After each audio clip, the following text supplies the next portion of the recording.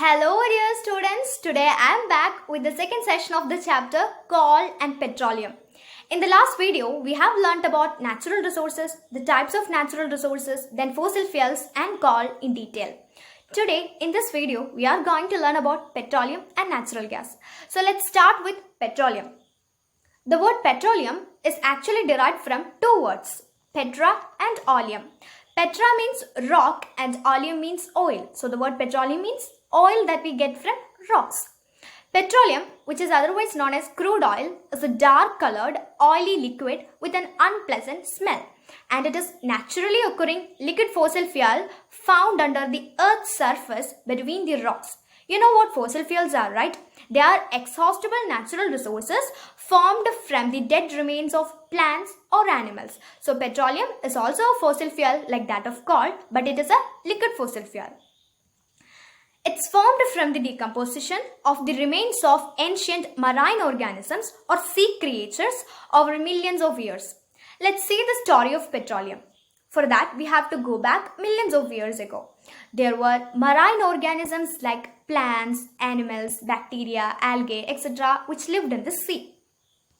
As these marine organisms die, what happens? They get settled down to the bottom of sea as shown in this picture. Slowly, these dead remains of organisms which are now at the bottom of sea gets covered by the layers of sand, mud, clay, etc. And over millions of years, due to the effect of high temperature and high pressure in the absence of air, these dead organisms get transformed into what is known as petroleum and natural gas. So this is how the fossil fuels, petroleum and also natural gas is formed between the rocks under the earth's surface. Now, how can we collect these petroleum and natural gas? Yes, as shown in this picture, they are extracted from the earth's crust using deep wells. We use separate wells for both natural gas and petroleum. We use gas wells for collecting natural gas and oil wells for collecting the petroleum oil. Now, can this petroleum and natural gas that we collect can be directly used? No, actually the raw petroleum is a mixture of variety of constituents such as petrol, diesel, petroleum gas, paraffin wax, lubricating oil, etc. So, if we need petrol, we have to separate it from the raw petroleum. If we need diesel, we have to separate this diesel from the raw petroleum since it is a mixture. So, the process of separation of the various constituents of the petroleum is known as refining. The refining of these petroleum products is usually done in petroleum refineries. In this picture, what you see is actually a petroleum refinery. So what happens there is the raw petroleum is collected and it's separated into its various constituents like petrol, diesel, kerosene, petroleum gas, then paraffin wax, lubricating oil, etc. Okay. Now let's see some of the uses of petroleum. The first petroleum product is liquefied petroleum gas, otherwise known as LPG. It is very much familiar to you, right? It's the cooking gas that we use at home. So it is used as a fuel for home and industry. Then another petroleum product is petrol. It's used as a fuel for automobiles, then aircrafts and also solvent for dry cleaning of clothes. Now diesel. It's also used as a fuel for heavy automobiles and electric generators. Then kerosene. It's used as fuel for stoves, then lamps and also for jet aircrafts. Let's see some more petroleum products and their uses. Lubricating oil. It is used for the lubrication of machineries and automobiles for their fast and smooth working. Then another petroleum product is paraffin wax. It's a wax-like petroleum product and it is used for making ointments, then candles, Vaseline, cosmetics like lipsticks, etc.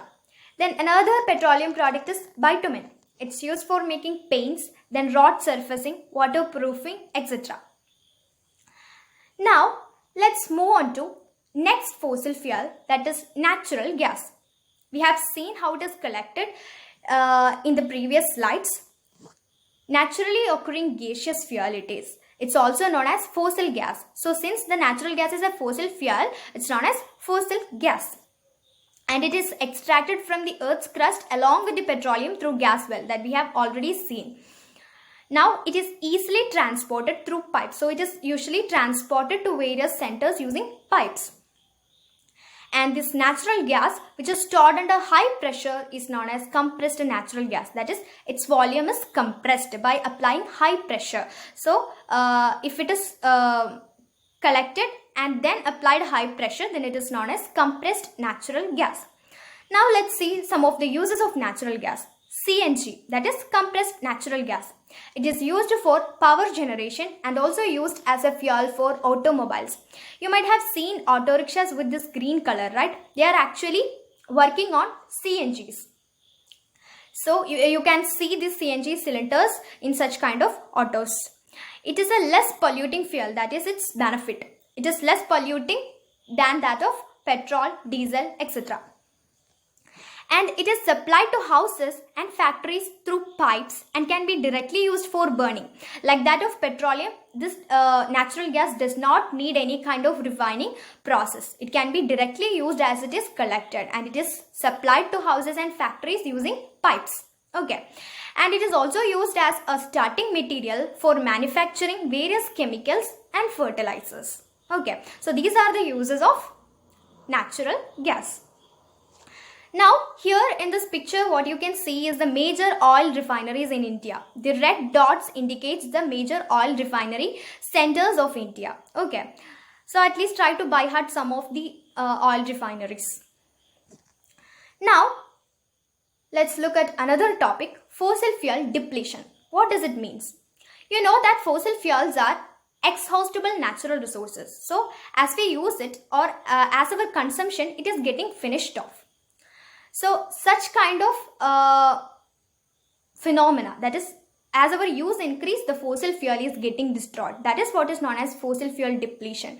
So the fossil fuels are only present in our earth in limited quantities, and as we use it, it gets finished off. So we have to be cautious while we use fossil fuels. Okay.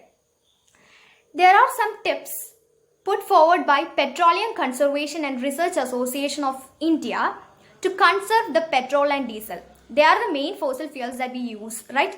All of us have private motor vehicles and we use petrol and diesel for working them. So that is the most consumed and exploited fossil fuel.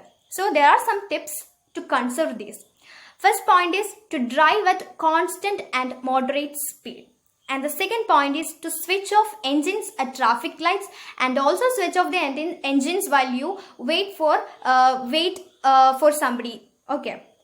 Then the third point is to ensure correct tire pressure for your vehicle and also do regular vehicle maintenance. So by all these things you can conserve the petrol and diesel to some extent, and also you can try to depend on public transport than your private vehicles. That also you can do for saving our fossil fuels we have. Okay, so these are all about this chapter, coal and petroleum. We have covered all the topics based on NCERT syllabus.